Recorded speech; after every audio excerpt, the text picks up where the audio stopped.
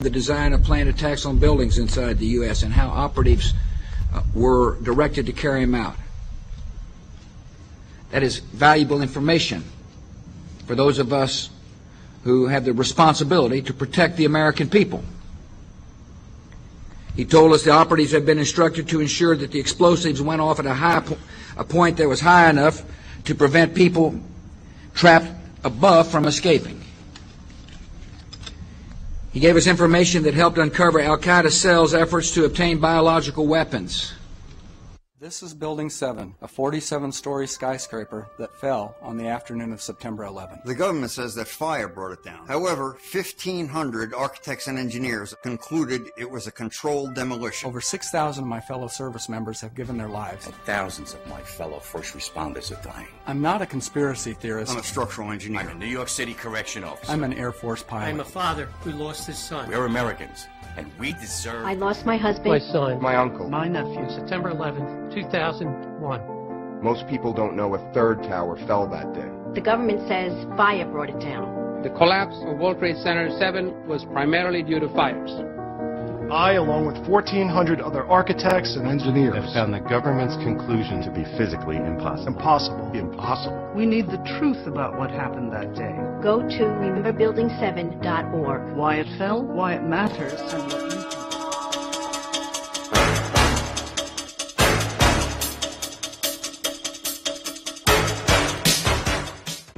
Caesarion was also recognized as the son of God in Egypt, after his mother named him co-ruling pharaoh of Egypt.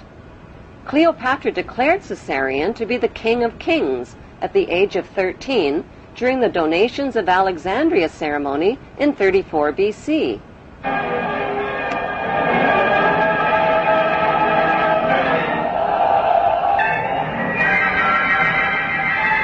The face of history suddenly changed when Caesarion's father, Julius Caesar, was stabbed to death by his most trusted men.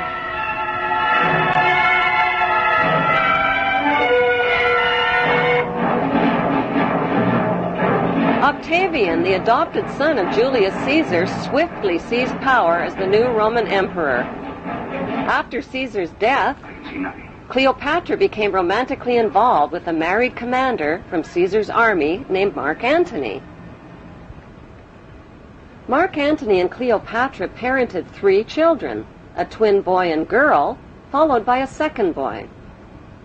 Since Caesarion was Julius Caesar's son and the rightful heir to the Roman Empire, Cleopatra feared for his safety. When Octavian's mighty Roman army invaded Egypt, Cleopatra arranged for Caesarion's safe passage out of Egypt with her most trusted servants.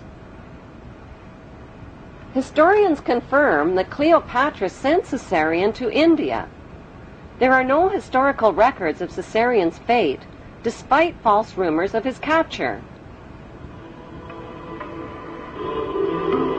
Cleopatra's trusted servants who traveled with Caesarion became the boy's parent guardians.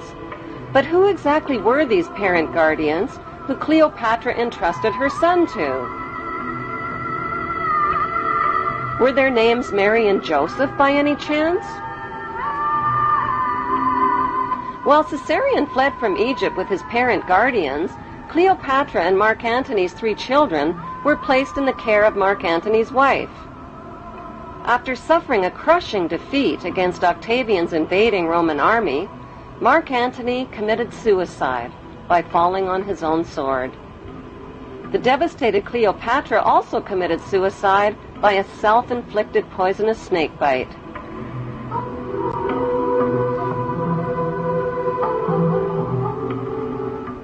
While traveling undercover through Egypt with his parent guardians, Caesarion was forced to hide his identity and change his name.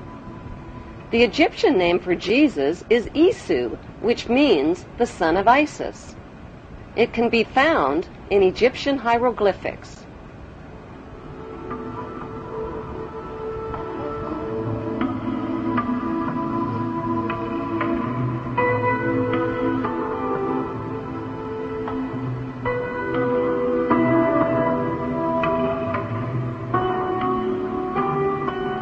Matthew 2, verses 13 and 14 of the Bible tell a parallel story of the young child Jesus and his mother fleeing into Egypt with Joseph under the cover of night.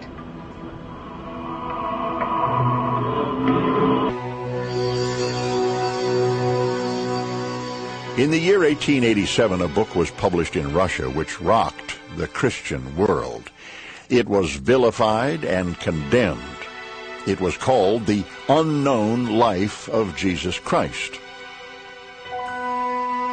The writer, Nicholas Notovich, was a respected journalist. Notovich claimed his book was a factual report of a trip he made to the Himalayan mountains in remote northern India. Notovich may well have been the first outsider to make his way to Hemis, an isolated Buddhist monastery hidden high in the Asian mountaintops. Gaining the confidence of an elderly monk, he was shown ancient scrolls which tell the story of a scholar and prophet named Issa. In these secret records, Issa is described as a foreigner from a small Mediterranean country. The stranger arrived in India as a teenage boy to study the teachings of the Buddha. And according to the scrolls, he lived here 500 years after the prophet Buddha died, a time that coincides exactly with the lost years of Jesus. Nicholas Notovich was convinced that Issa was Jesus of Nazareth, and that he carried back to his homeland the principles of Buddhism.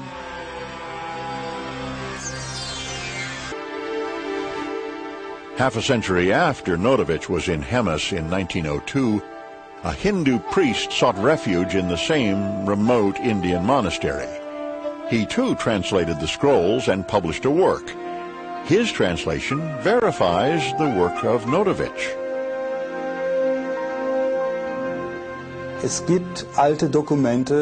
Ancient writings do exist from both Persia as well as India that Jesus did indeed travel to India, but we do not have 100% proof that he was there. The proof, however, does lie in his teachings when compared to sacred Buddhist writings. The authenticated ancient scrolls found at the Hemis Monastery near Leh in Kashmir document the life of Saint Issa, leaving home at the age of 13, joining a merchant caravan, traveling the Silk Route, and arriving in India at the age of 14. The Egyptian word for Jesus is Isu, the Greek word is Iesus, and the Arabic word for Jesus is Isa. Issa continued his travels through India and Tibet and the holy cities, where Brahmin priests taught him to read and understand the Vedas. He learned Pali and studied the sacred sutras and how to cure by aid of prayer. He began teaching, performing miracles, and explaining the holy scriptures in monasteries and market bazaars.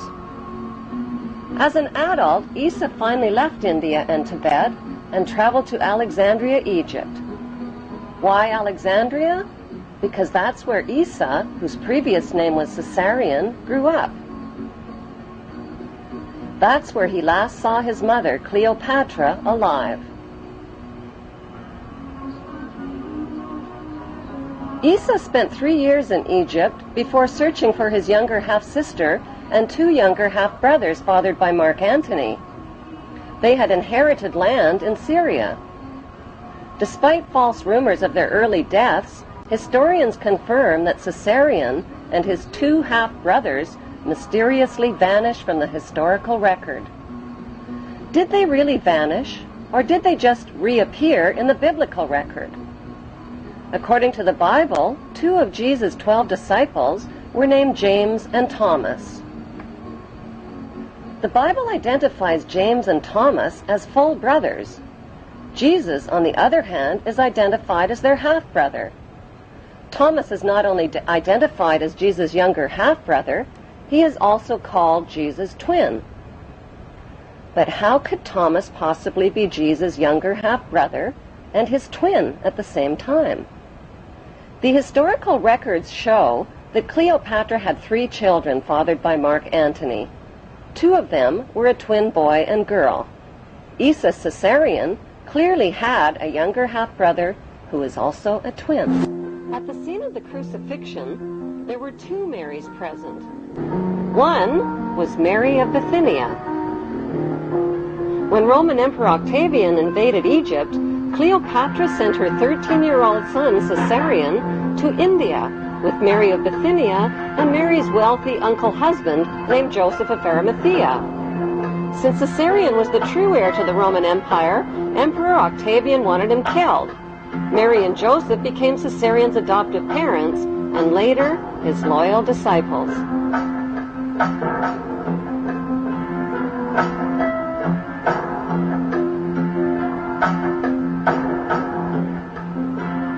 The second Mary present at the crucifixion was Jesus' younger half-sister, Mary Magdalene, whose birth name was Selene. She is also identified in the Bible as Mary of Cleopas, meaning Mary of Cleopatra. Selene was the orphan daughter of Cleopatra and Mark Antony, who both committed suicide. After being captured by Emperor Octavian, Selene was raised in Octavian's royal household with her two brothers and with Octavian's son, Tiberius, who became the next Roman emperor. They were raised together by the emperor's sister, Octavia. Selene eventually married and became the Queen of Mauritania. Like her mother Cleopatra, Selene wore the headdress of the goddess Isis.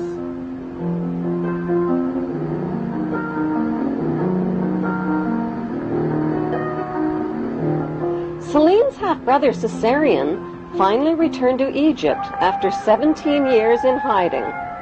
He searched for Selene and found her.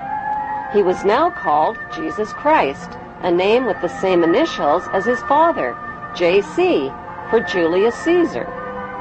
He told Selene about his plan to capture his father's kingdom, the Roman Empire, which Emperor Octavian had stolen from him. He told her he would capture it not with weapons and armies, but by creating a new religion and transforming the Roman Empire into the Holy Roman Empire.